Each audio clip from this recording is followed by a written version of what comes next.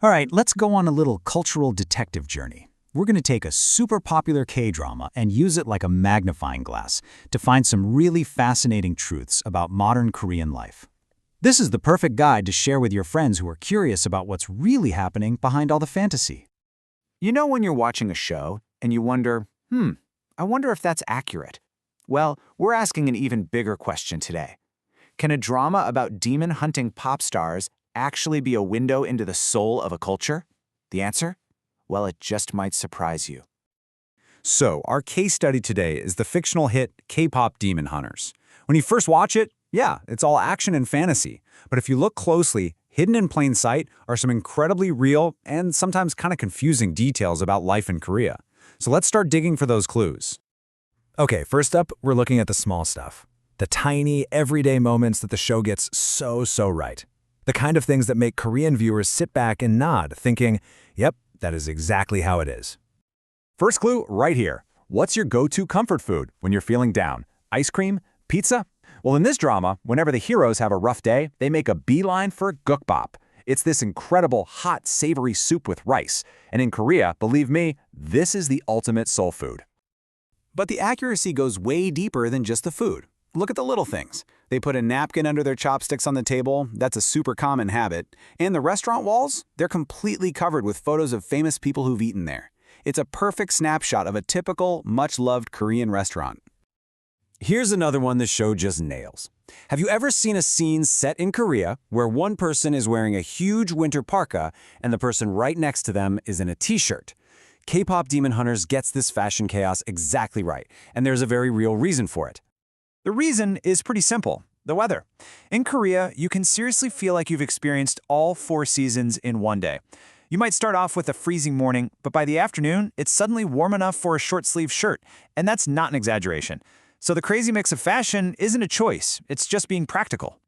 And this show is just packed with these other little perfect details. Cars parked right in front of no parking signs. Oh yeah, that's a very common sight.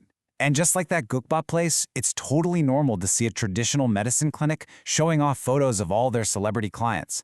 It's these little things that make the world they built feel so authentic. So the production team clearly did their homework, right? The show felt incredibly real. Until one scene. A single moment that made pretty much every Korean viewer pause and go, wait, what are they doing? This brings us to the central mystery. After getting so many details spot on, the show throws in one scene that felt completely culturally wrong to Korean viewers. A moment that was just awkward. So what was it? There it is. A character puts their food directly on a sofa cushion and then sits on that same sofa to eat. Now, to an international audience, this probably looked totally normal. You might not have even noticed, but to Koreans, it was just bizarre. But why? Because it breaks a really common cultural habit. You see, in Korea, many homes have heated floors, which makes sitting on the floor super comfortable. So the sofa isn't always for sitting on. A lot of the time, it's used as a giant, comfy backrest while you sit on the floor and eat from a low table.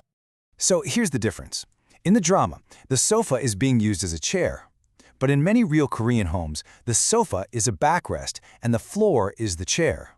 So putting food on the sofa felt as strange as putting your dinner plate on the back of your office chair. It just seemed like a huge cultural mistake. But just when everyone was convinced the creators had messed up, the plot thickened. This is where our little detective story takes a pretty interesting twist. A really observant fan pointed out something that everyone else had missed. This wasn't a mistake, not at all. The production team was totally aware of the sofa as backrest culture. So how do we know? The proof was hiding in plain sight, in a scene from way earlier in the show. It was an airplane scene, and yeah, it had nothing to do with sofas, but it proved that the creators understood Korean culture on this really deep, subtle level. This was a comment from the viewer who basically cracked the case. They realized that the production team had gotten another complex cultural detail so perfectly right in that airplane scene that it was proof of their incredible research. And that realization changed everything. That weird sofa scene couldn't have been a mistake. It had to be a deliberate choice, probably telling us something really specific about that character's background. And really, that's the ultimate takeaway.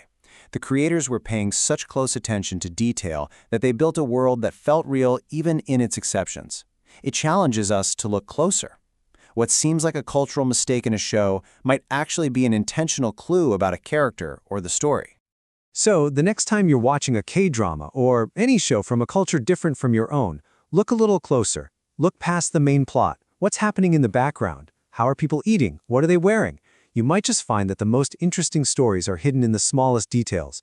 So, what do you think you'll discover?